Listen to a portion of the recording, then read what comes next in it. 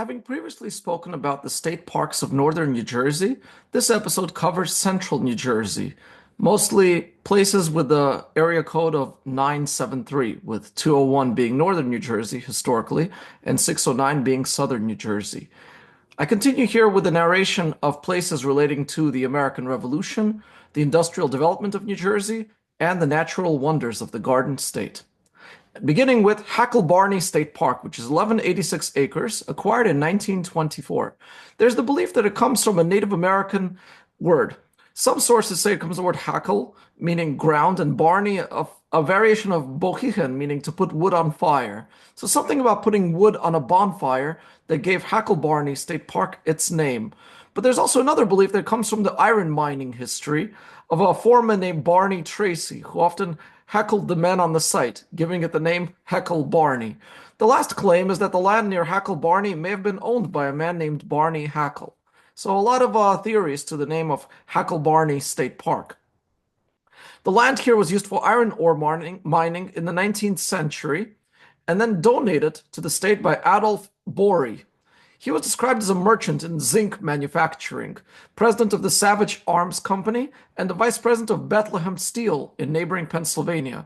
The Civilian Conservation Corps developed this park in the 1930s with the hiking trails and picnic shelters that you see there today, located at the confluence of Black River and Trout Brook. These are some of the images of Hackle Barney State Park, deep in the woods of New Jersey. Very beautiful for fall foliage. Voorhees State Park is 1,400 acres, acquired by the state in 1927, named after Foster Voorhees, the former governor of New Jersey, who donated his 325-acre farm to the state in 1929. Succeeding land acquisitions increased the park to 640 acres and then continued to expand since then. The Civilian Conservation Corps developed this park in the 1930s, and it offers views of the Round Valley and Spruce Run Reservoir.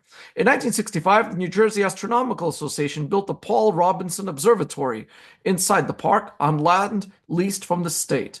The governor, Foster Voorhees, is a descendant of the Dutch settlers who came to New Jersey back in the 1600s when parts of the state were in New Netherlands. Round Valley Recreation Area.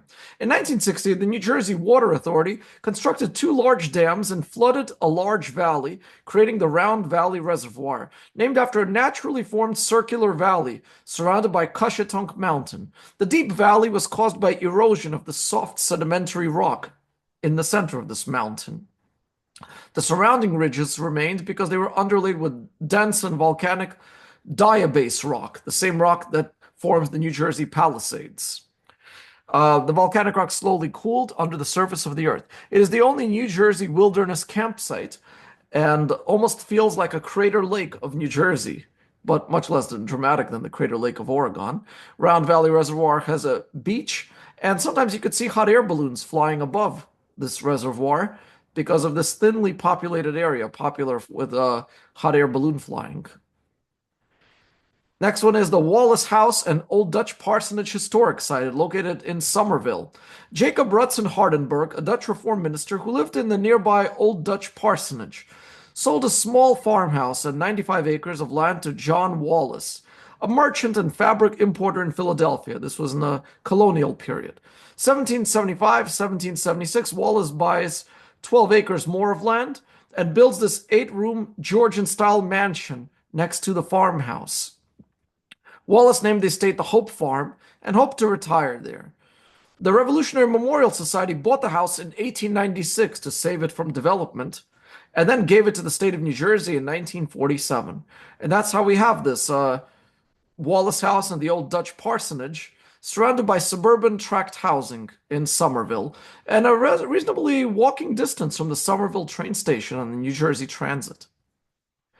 At the Wallace House, there is some revolutionary history because in 1779, this is where the Spanish emissary Don Juan de Miralles and French minister Monsieur Conrad Alexander Gerard met with the General George Washington, who had his headquarters at the moment at the Wallace House. This was the first official reception of foreign representatives by an American commander-in-chief. The support of the French and the Spanish was vital in helping us win the revolution and secure our independence. Part of the meeting involved Florida, which at the time was a British colony, but after the revolution was given back to Spain, which kept it till the 1819 when it became part of the US. After the Wallace House, Washington later moved his headquarters to Morristown, New Jersey. And here you can have a map from the Revolution showing the road between New York and Philadelphia with the Wallace House on the way there. Bulls Island Recreation Area, 79 acres. This park is part of the 3,578-acre Delaware and Raritan Canal State Park. The campsite here was closed in 2011 after a falling tree killed a camper. Bulls Island is located on the Delaware River, which forms the border between New Jersey and Pennsylvania. But being close to New Jersey, it's part of New Jersey. To get to the island, there's a historic suspension bridge, a suspension footbridge, whose design is similar to the Brooklyn Bridge at Bulls Island. Rockingham Historic Site. Rockingham is believed to be the second oldest house in the Millstone River Valley. Its original rooms built around 1710. This was Washington's last headquarters as the general at the end of the Revolutionary War. At the time, the country was very low on money, and the soldiers were complaining about not being paid, which could have led to a military coup or a military uprising. It was Washington's demeanor that calmed the soldiers, giving them faith in the new government and a democracy that was in progress. Next to the house, you can see there's a quarry up the road and a solar farm. In 1897, the house was moved in favor of the Rocky Hill Quarry Company. Kate McFarlane and Josephine Swan helped create the Washington Headquarters Association of Rocky Hill, raising the money to purchase the structure and move it away from the quarry. The house was opened to the public in 1897. 1935, the house went to the ownership of the state of New Jersey, and that was moved again in 1956 and in 2001. So the house was moved 4 times because of the quarry, and remains now on a dedicated property that resembles a farm from the colonial and revolutionary periods. So it's here that Washington also wrote a book about the experience called Farewell Orders to the Armies of the United States. His speech, where he retired from the military, hoping to go back to his plantation, not knowing that later he'd become president. This is at Rockingham. Now, one moment. At Rockingham, there's also a story of women's heritage here that talks about the women who saved this building as a historical site, saving it from demolition and ensuring that enough money was raised to preserve the house and move it to its eventual location. So it's part of the New Jersey Women's Heritage Trail. Delaware and Raritan Canal State Park, 6,596 acres, designated as a state park in 1974. It is a 60-mile linear park.